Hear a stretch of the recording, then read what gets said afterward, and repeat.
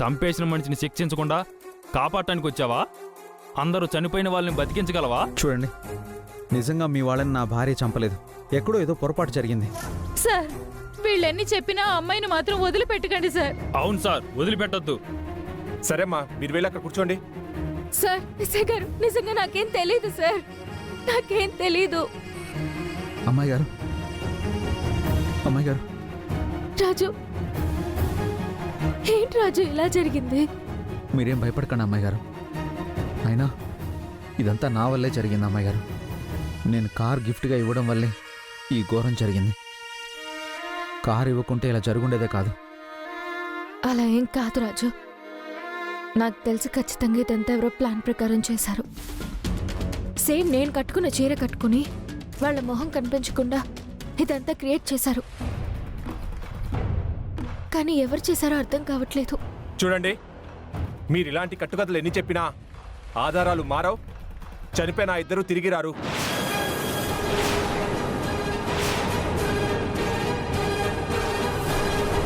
ముగ్గురు అన్నారు కదా సార్? ముగ్గురిని గుద్దింది, ఇద్దరు చనిపోయారు. మూడోవాడు చావు బతుకుల మధ్య ఉన్నాడు. బతుకుతాడని గ్యారెంటీ లేదు.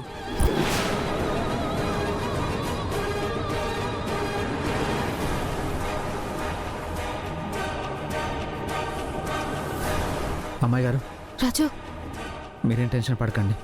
ఆ మూడో వాడు బతికితే ఇదంతా ఎవరు చేశారో తెలిసే ఛాన్స్ ఉంది.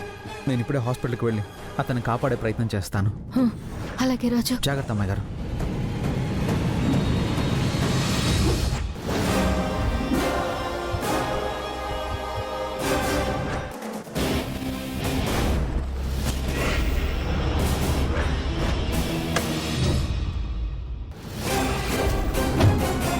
నువ్వు చెప్పింది నిజమే రేణుక. రాజు రూప విషయాన్ని అంత తేలిక తీసుకోడు. ఎందుకైనా మంచిది నువ్వు రాజుని ఫాలో అవ్వు. ఏం జరిగినా నాకు అప్డేట్ ఇస్తూ ఉండు. రాజు ఇప్పుడు ఎక్కడికి పోతాడు శ్వేత గారు? ఇంటికి పోతాడు. అలా అని రాజుని తక్కువ అంచనా వెయ్యలేం రేణుక. నువ్వన్నట్టు ఇంటికి వెళ్తే మంచిది. అలా కాకుండా బయటికి వెళ్ళి ఏదైనా సాక్ష్యం సంపాదిస్తే అప్పుడు మనకే నష్టం. ఇద్దరము ఇరుక్కుంటాం. అదే నిజమే, నేను రాజుని ఫాలో అవుతాను.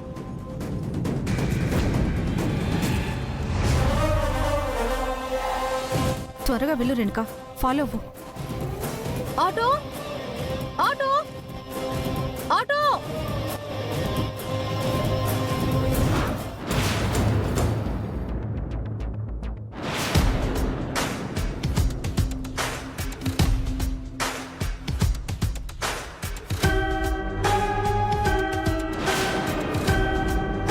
మేడం, మీరు వచ్చారేంటి మేడం? ఆ అమ్మాయితో కొంచెం పర్సనల్గా మాట్లాడాలి. మాట్లాడండి మేడం. కానిస్టేబుల్, లాక్ ఓపెన్ చేయి.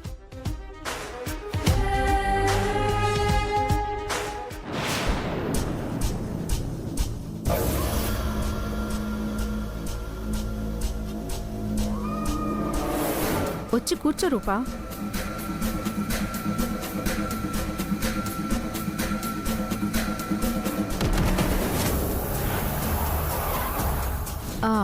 అసలు ఎలా జరిగింది రూపా?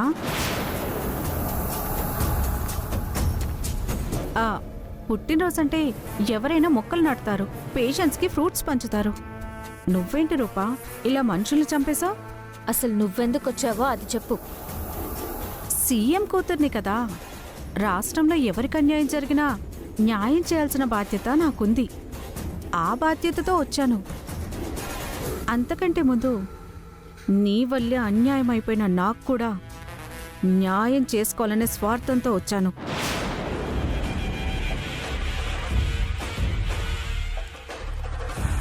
నేను నీకేం అన్యాయం చేశాను?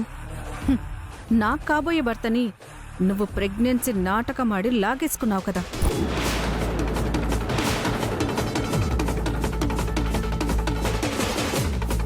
రాజు నీకు కాబోయే భర్త కంటే ముందు నా భర్త. ఓకే, లీవ్ ఇట్ రూపా.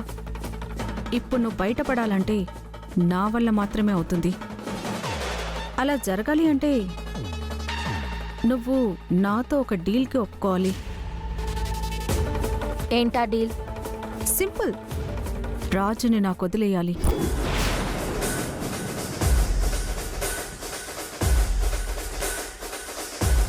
జీవితంలో మళ్ళీ రాజు జోలికి రాకూడదు.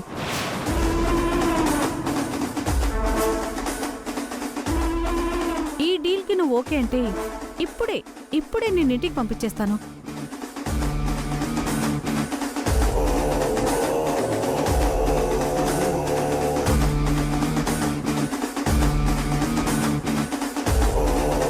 ఏం ఆలోచిస్తున్నావు రూపా? నువ్వు జీవితంలో ఇలాంటి చండాలమైన ఆలోచన చేయకూడదు అంటే ఏం చెయ్యాలా అని ఆలోచిస్తున్నాను. నువ్వేం చేయలేవు కానీ రాజు నాకు వదిలే.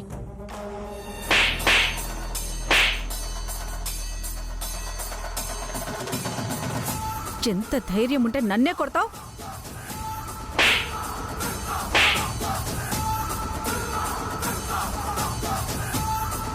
నువ్వేం చేసుకుంటావో చేసుకోపో. నన్ను బయటికి తీసుకురావడానికి నా రాజు ఉన్నాడు. పో. రాజు కాదు కదా, ఆ దేవుడు కూడా నిన్ను బయటికి తీసుకురాలేడు. పో.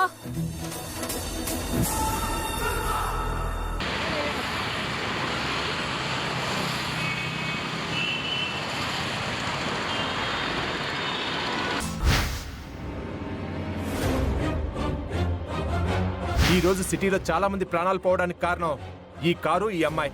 కానిస్టేబుల్, ఈ అమ్మాయిని అరెస్ట్ చేయండి.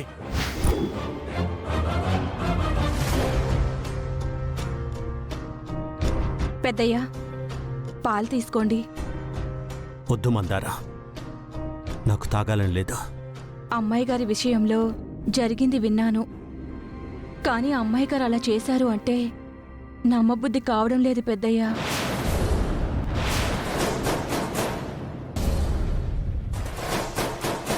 అది అమ్మాయి గారిని ఇంతకాలంగా చూశాను, అందుకే అమ్మాయి గారి విషయంలో నాకు అనిపించింది చెప్పాను పెద్దయ్యా.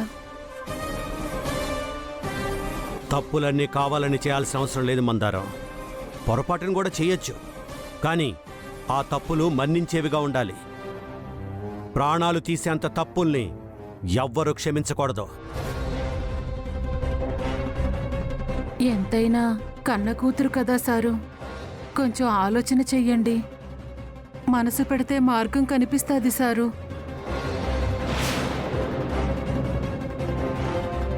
మీరు విన్నది చూసింది కాకుండా మీ మనసుతో ఆలోచన చేయండి సారు. పాపం ఆడపిల్ల. ఇలాంటి పాప పనులు చేసిన వాళ్ళని పాపం అనకూడదు పద్మావతి గారు. చనిపోయిన వాళ్ళ కుటుంబాలు వాళ్లే ఆధారంగా బతుకుతుంటే రేపటి నుంచి వాళ్ళ బ్రతుకులు ఎలా ఉంటాయో ఒకసారి ఆలోచించండి. వాళ్ళలాగే నేను చనిపోతే నా కుటుంబ పరిస్థితి ఎలా ఉంటుందో ఒకసారి ఆలోచించండి.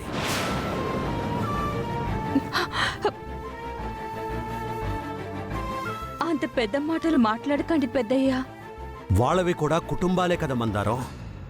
వాళ్ళవి కుటుంబాలే సారు, కానీ అమ్మాయిని జైల్లో పెట్టడం వల్ల పోయిన వాళ్ళైతే తిరిగి రారు కదా సారు. అదే అమ్మాయి బయటుంటే ఆ కుటుంబాల్ని ఆదుకుంటదేమో. అసలే ఒట్టి మనిషి కూడా కాదు, ప్రెగ్నెన్సీతో ఉంది. జైల్లో సరైన తిండి లేక ఎన్ని అవస్థలు పడుతా ఉందో అనిపిస్తా ఉంది సారు. మీరింతకు ముందు మినిస్టర్ కదా సారు, మీ పలుకుబడి ఉపయోగించి బయటికి తీసుకురండి సారు. పద్మావతి గారు, నేను పదవిలో ఉన్నా లేకపోయినా న్యాయాన్ని ధర్మాన్ని కాపాడే మనిషిగానే ఉన్నాను. ఎప్పుడూ అన్యాయం అధర్మం వైపు కన్నెత్తి కూడా చూడలేదు. ఆ విషయం తనకు కూడా తెలుసు. అనవసరమైన మాటలతో నా బుర్రపాడు చేయకండి. అది కాదు సారు. మందారం, పద్మావతి గారిని తీసుకువెళ్ళు.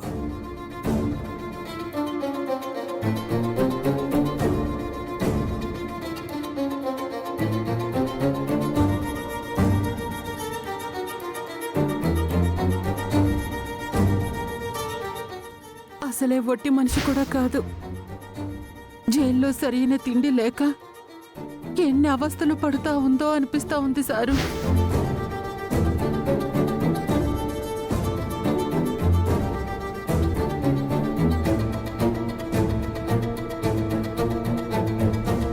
అక్కడ ఏం జరుగుతుందో ఏంటో రాజుకు ఒకసారి ఫోన్ చేసి కనుక్కుంటే.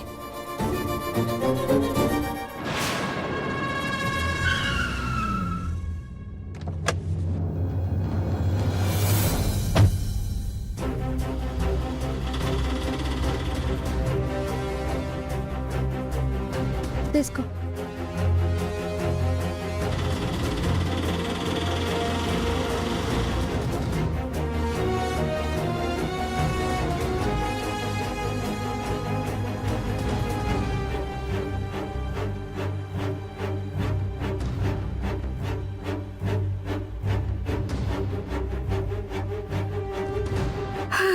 అమ్మ మీరు కార్ యాక్సిడెంట్లో గాయపడింది మా అబ్బాయే బాబు.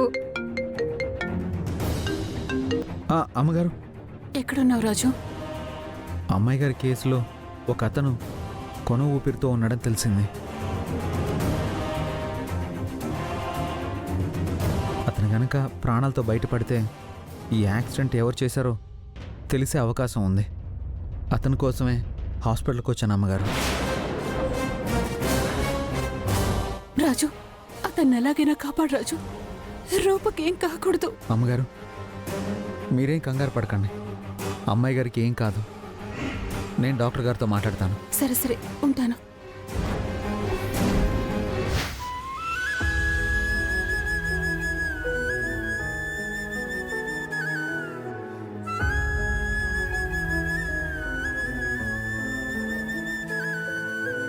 స్వామి, ప్రాణాపాయంలో ఉన్నతను బతకాలి. అసలేం జరిగిందో ప్రపంచానికి తెలియాలంటే అతను బతకాలి. మీరే బతికించాలి.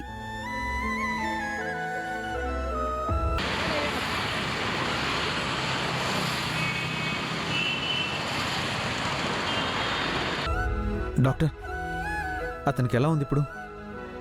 చాలా క్రిటికల్ పొజిషన్లో ఉన్నారు, ఏం చెప్పలేం.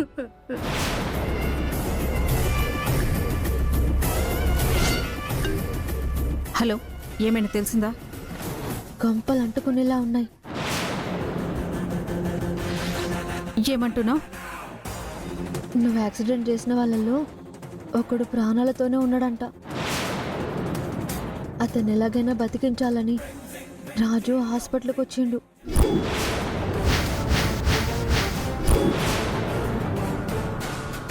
నేను ఇప్పుడే వస్తున్నా.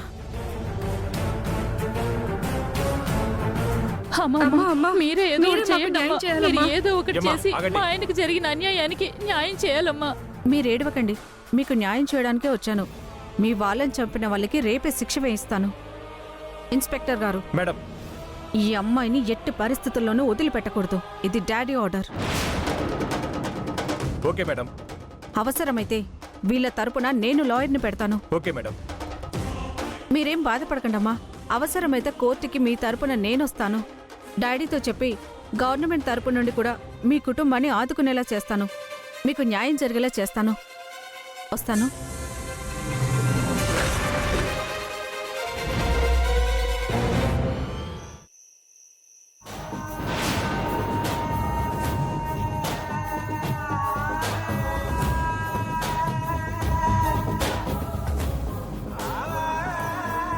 మాత్రేసుకోవాలి సారు. కొన్ని పాలైనా తాగండి. వద్దని చెప్పాను కదా పద్మావతి గారు, నన్ను కాసేపు ప్రశాంతంగా ఉండనివ్వండి. కూతురు అరెస్ట్ అయిందనే బాధ నీ కళ్ళల్లో కనిపిస్తుంది సూర్య. ఎంతసేపు బాధపడతావో బాధపడు.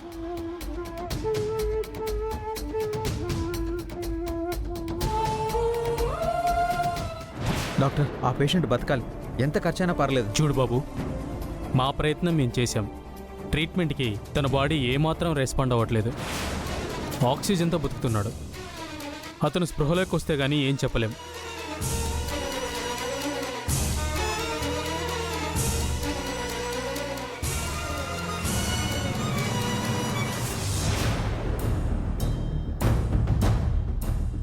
మందారం, రూపకి భోజనం కట్టిపెట్టు.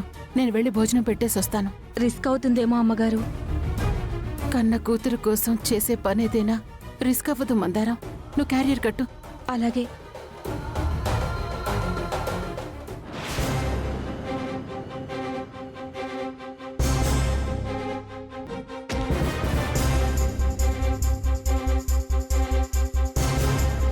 అన్నా, మా అమ్మాయి గారి జీవితం ఇప్పుడు నీ చేతుల్లో ఉందన్నా. నువ్వు ప్రాణాలతో బయటకు వస్తేనే అమ్మాయి గారు బయటకు వస్తారు, లేదంటే అన్యాయంగా జైలు పాలవుతారన్నా.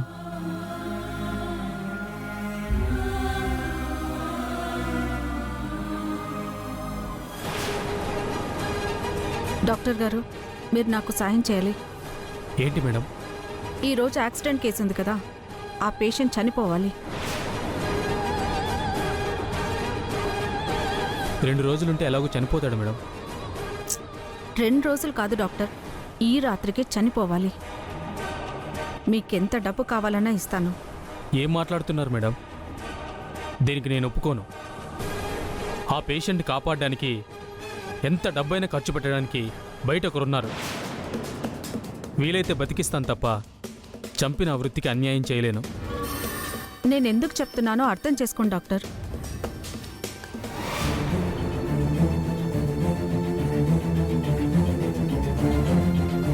అన్నా, ఈ అమ్మాయేనా నీకు యాక్సిడెంట్ చేసింది?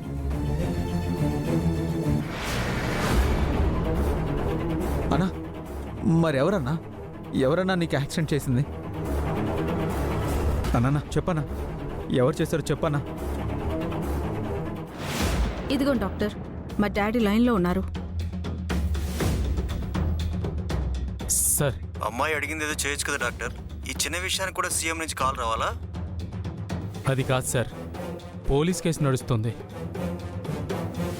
ఏమయ్యా, ఎలాగో చనిపోతాడు అంటున్నావు కదా, ముందు అమ్మాయి చెప్పినట్టు చెయ్యి. అలాగే సార్, మీరు చెప్పినట్టే చేస్తాను.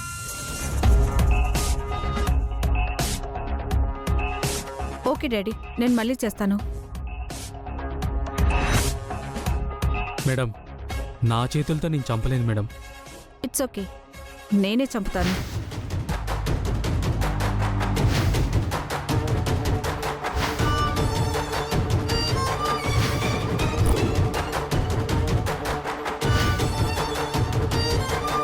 పదండి డాక్టర్. నీకు యాక్సిడెంట్ చేసిన వాళ్ళకి శిక్ష వేయించడానికైనా నువ్వు బతకాలన్నా. నీకేం కాదన్నా, చెప్పన్నా ప్లీజ్.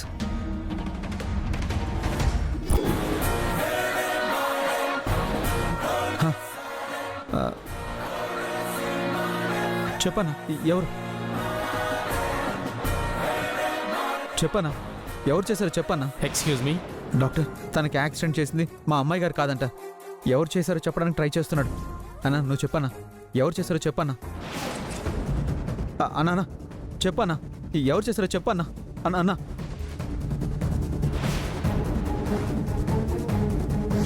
ఎక్స్క్యూజ్ మీ, ముందు మీరు బయట వెయిట్ చేయండి. ముందు తన ప్రాణాలు ముఖ్యం.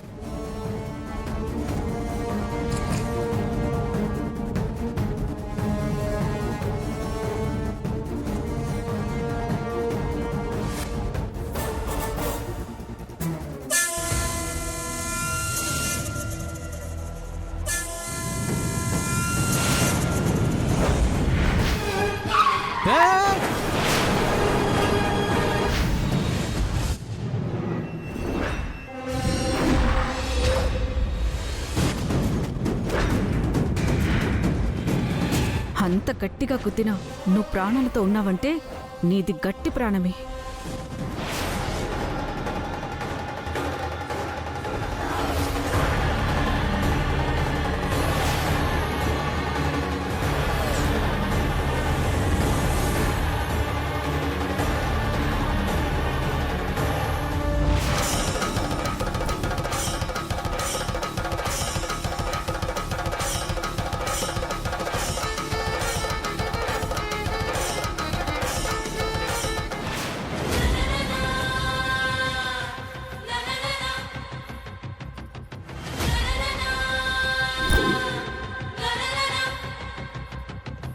థ్యాంక్స్ డాక్టర్, వీడు చనిపోయాడు.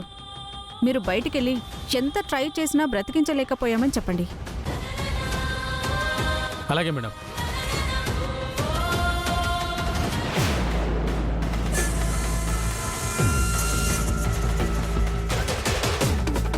శ్వేత గారు, మీరెప్పుడు వచ్చిండ్రు?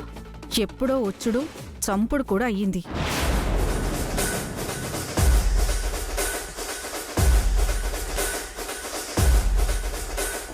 ఇప్పుడు చప్పుడు చేయకుండా మనం ఇంటికెళ్ళి పడుకుంటే సరిపోతుంది. రేపు కోర్టులో కలుసుకోవచ్చు. నేనేనే ఉన్నా, లోపలికి ఎప్పుడు వెళ్ళిర్రు? మనం ఇక్కడే ముచ్చట్లు చెప్పుకుంటుంటే రాజుకి దొరికిపోతాం. పదరేణుక. అమ్మో, నేను ఇప్పుడు హుషారుగా ఉండాలి.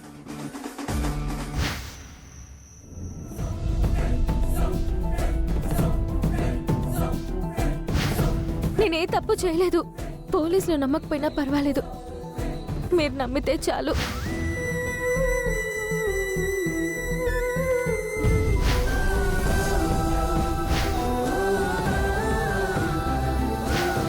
పైగా ఒట్టి మనిషి కూడా కాదు, ప్రెగ్నెన్సీతో ఉంది.